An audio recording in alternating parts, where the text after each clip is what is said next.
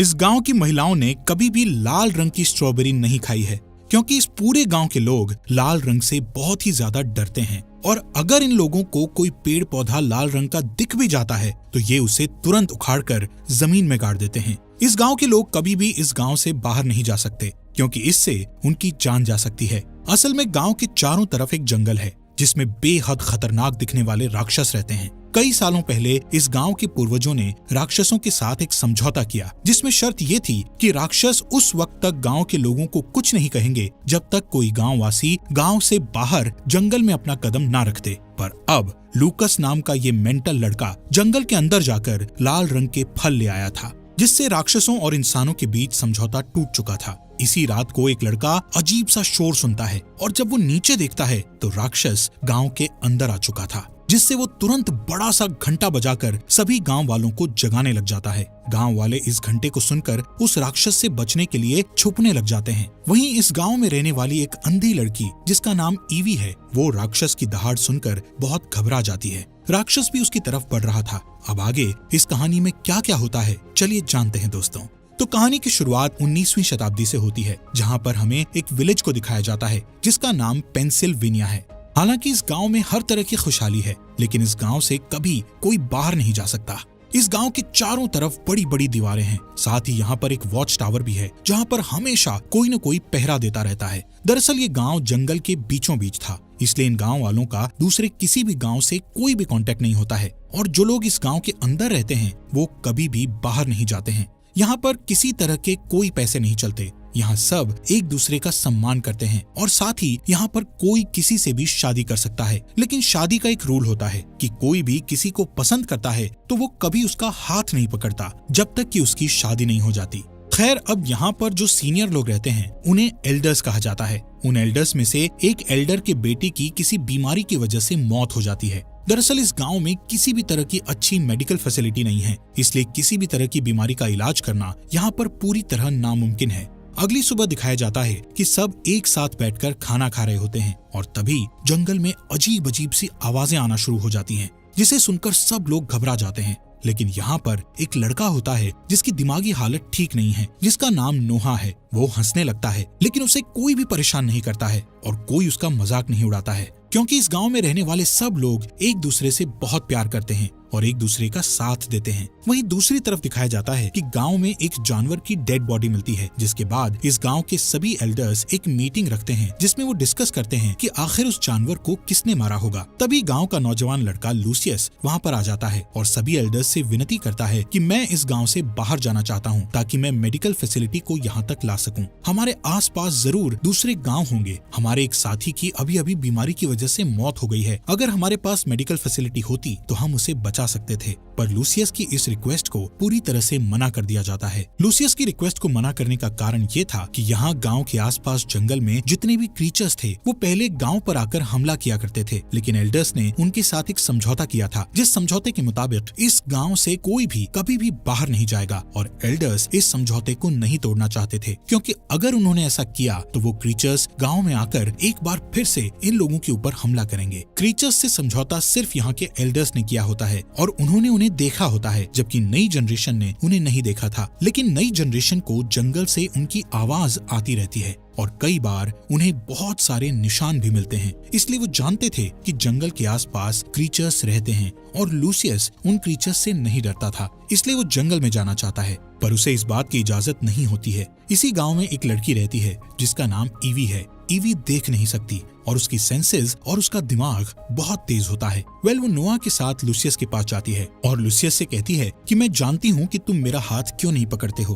क्योंकि तुम मुझसे प्यार करते हो। और ये बात सच होती है कि लूसियस ईवी से प्यार करता है। लूसियस के पास नोहा भी होता है जिसकी दिमागी हालत खराब है। यहाँ लूसियस देखता है कि नोहा के हाथ में वो लाल रंग का फ्रूट है जो जंगल में पाया जाता है। इस गांव के अंदर कभी भी लाल रंग नहीं लाया जाता था, चाहे वो लाल रंग का कपड़ा हो या लाल रंग का कोई फूल या फ्रूट। साथ ही जब भी गांव में कोई लाल रंग देखा जाता है तो उसे जमीन में दफन कर दिया जाता है। खैर, अब लूसियस समझ जाता है कि नोहा जंगल के अंदर गया था और क्रीचर्स ने उसे कुछ नहीं किया, इसलिए एक बार फिर से वो एल्डर्स के पास जाता है और उनसे कहता है कि नोहा के हाथ में वो लाल रंग का फ्रूट था जो सिर्फ जंगल के अंदर पाया जाता है। इसका मतलब वो जंगल में गया था और उसकी मासूमियत की वजह से क्रीचर्स ने उसे कुछ भी नहीं किया और मैं भी क्रीचर्स से नहीं डरता हूँ, इसलिए मैं दूसरे गाँव में जाकर मेडिकल फैसिलिटी को यहाँ तक लाना चाहता हूँ, जिसके लिए मुझे इसकी इजाजत दे दी जाए। लेकिन एक बार फिर से एल्डर्स उसे मना कर देते हैं। अब लूसियस के दिमाग में सिर्फ एक ही बात चल रही होती है कि वो किसी भी तरह से इस गांव से बाहर जाकर मेडिकल फैसिलिटी को गांव तक लेकर आएगा। इसीलिए सबके मना करने के बाद भी अगली सुबह वो गांव की बाउंड्री से बाहर चला जाता है, जिस दौरान वो अपने सामने एक साये को देखता है जो कि क्रीचर्स का साया होता है। वो बाउंड्री के अंदर वापस आ जाता है। इसी रात को जो वॉच टावर पर पहरा दे रहा था उसे अपने वॉच टावर के नीचे एक साया दिखता है जो कि क्रीचर्स का साया था। ये देखकर वो पूरी तरह डर जाता है और बेल को जोर जोर से बजाना शुरू कर देता है। बेल की आवाज सुनकर गांव वाले भी डर जाते हैं। दरअसल गांव में जितने भी घर हैं, उन सब घरों के नीचे एक बेसमेंट है और जब भी इन्हें खतरे का एहसास होता है तब सभी उस बेसमेंट में जाकर छुप जाते हैं। लेकिन ईवी अभी बाहर होती है क्योंकि वो लूसियस का इंतजार कर रही थी। तभी लूसियस आता है और उसे भी बेसमेंट में ले जाता है, जिसके बाद पूरी रात इन्हें क्रीचर्स की आवाज आती है और अगली सुबह जब गाँव के लोग अपने बेसमेंट से निकलकर घर के बाहर आते हैं तो देखते हैं कि हर एक दरवाजे के बाहर लाल रंग का एक निशान है, जिसे देखकर सभी समझ जाते हैं कि क्रीचर्स से किया हुआ समझौता अब टूट चुका है, यानी कि क्रीचर्स ने गांव वालों को एक वार्निंग दी है। इसके बाद पूरे गांव की मीटिंग होती है जहां पर सभी एल्डर्स परेशान होते हैं कि ऐसा कैसे हो सकता है। तब लूसियस कहता है कि मैं गांव की बाउंड्री से बाहर गया था और मैंने वहां पर एक क्रीचर को देखा, इसलिए कल रात को क्रीचर्स हमारे गाँव के अंदर आए। यहाँ सब जानते हैं कि लूसियस के इरादे गांव के लिए अच्छे हैं, इसलिए उसे माफ कर दिया जाता है और समझाया जाता है कि आज के बाद वो कभी भी गांव की बाउंड्री से बाहर नहीं जाएगा। वहीं ईवी की बहन की शादी होती है, जिस वजह से पूरा गांव खुश होता है। शादी के बाद जब लोग अपने अपने घरों में वापस जाते हैं तो देखते हैं कि उनके घरों के बाहर किसी ने मरे हुए जानवर को लटका रखा है। जानवरों की बॉडी देखकर सब लोग एक बार फिर से डर जाते हैं। सबको डर लगता है कि क्रीचर्स आज भी गाँव में आएंगे, इसलिए लूसियस फिर से ईवी के घर जाता है जहां वो दोनों एक साथ बैठते हैं और तय करते हैं कि जल्द ही दोनों शादी कर लेंगे। अगली सुबह पता चलता है कि नोआ, जिसकी दिमागी हालत अच्छी नहीं है, उसे बहुत गुस्सा आता है क्योंकि बचपन से वो ईवी को पसंद करता था। इस वजह से अब उसके दिल में बदले की भावना जाग उठती है, जिसके चलते नोआ लूसियस को चाकू से जख्मी कर देता है। लूसियस की हालत बहुत ज्यादा खराब हो जाती है, साथ ही उसके बचने के चांसेस बहुत कम होते हैं क्योंकि इस गाँव में मेडिकल फैसिलिटीज नहीं है। इसके बाद नोआ को एक रूम में बंद कर दिया जाता है। ये एक ऐसा रूम होता है जिसमें कभी भी किसी को भी सजा के तौर पर बंद किया जाता है। अब नोआ इस रूम में बंद होता है क्योंकि वो कोई न कोई गलत काम करता रहता था। ईवी को जब पता चलता है कि नोआ ने लूसियस को चाकू से जख्मी कर दिया है तो वो बहुत दुखी हो जाती है। यहाँ ईवी के पिता एडवर्ड, जो कि गांव के एल्डर्स में से एक एल्डर हैं, वो अपनी बेटी से कहते हैं कि जब तुम्हारी आंखों की रोशनी चली गई थी तब भी मैं कुछ नहीं कर पाया था और अब मैं चाहता हूँ कि मैं जंगल में जाऊँ।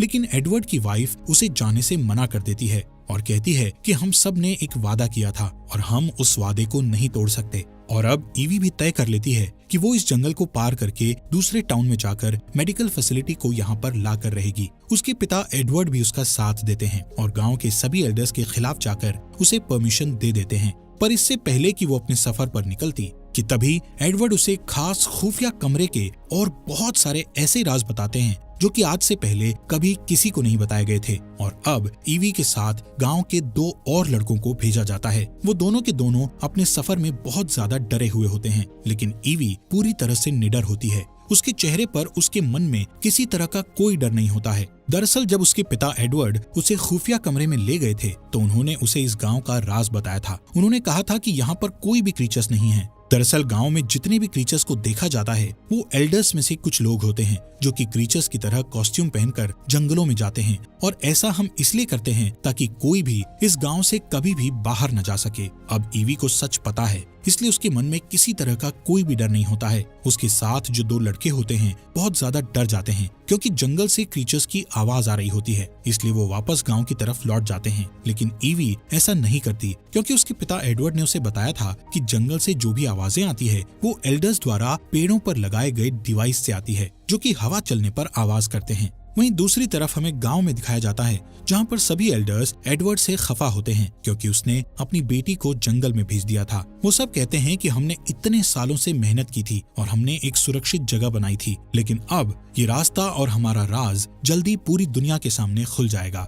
जिस पर एडवर्ड कहते हैं कि ऐसा कुछ भी नहीं होगा, मैंने अपनी बेटी ईवी को सब कुछ समझा दिया है। वहीं ईवी को दिखाया जाता है जो कि जंगल में आगे बढ़ रही होती है। तभी वो एक बहुत बड़े गड्ढे में गिर जाती है, पर किसी तरह वो उस गड्ढे से बाहर आ जाती है, जिस दौरान उसे क्रीचर्स की आवाज आना शुरू हो जाती है। हालांकि उसके पिता ने बताया था कि जंगल में कोई भी क्रीचर्स नहीं है, लेकिन गांव में ऐसी भी कहानियां प्रचलित थी जिसके अनुसार बहुत पहले क्रीचर्स होते थे और वो इंसान की नकल किया करते थे। जिसके बाद ईवी एक लकड़ी तोड़ती है, तब उसे सामने से भी लकड़ी तोड़ने की आवाज आती है। इसके बाद वो एक पत्थर फेंकती है, तब सामने से भी कोई पत्थर फेंकता है, जिसके बाद वो समझ जाती है कि क्रीचर्स सच में उसके सामने हैं।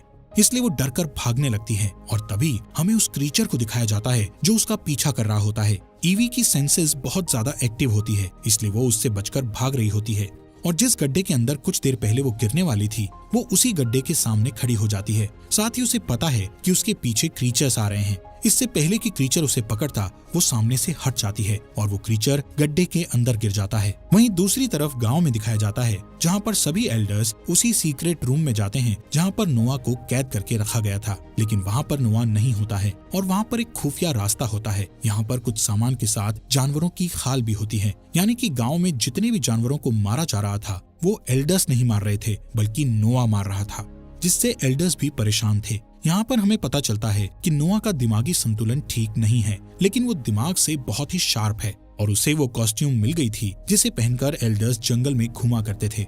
यानी कि उसके पास वैसा ही कॉस्ट्यूम था जिसे पहनकर वो भी जंगल में एल्डर्स की तरह घूमता था। इससे पता चलता है कि उसे एल्डर्स का राज पता चल गया था, इसलिए वो कभी भी किसी भी वक्त जंगल में चला जाता था। असल में जिस तरह से सभी एल्डर्स यहाँ पर रहने वालों के दिमाग से खेल रहे थे, उसी तरह नोआ भी उन सब एल्डर्स के दिमाग से खेल रहा था। लेकिन वो ईवी से प्यार करता था, इसलिए जब उसे पता चला कि लूसियस ईवी से शादी करने वाला है तो वो अपना आपा खो बैठा और उसने उसे मारने की कोशिश की, जिस वजह से लूसियस बहुत बुरी तरह से जख्मी हो गया। खैर, जंगल में जो क्रीचर्स ईवी के पीछे थे, जो गड्ढे में गिर गया था, वो कोई और नहीं बल्कि नोआ होता है जो कि अब मर चुका था। यहाँ ईवी अपने सफर पर आगे बढ़ जाती है।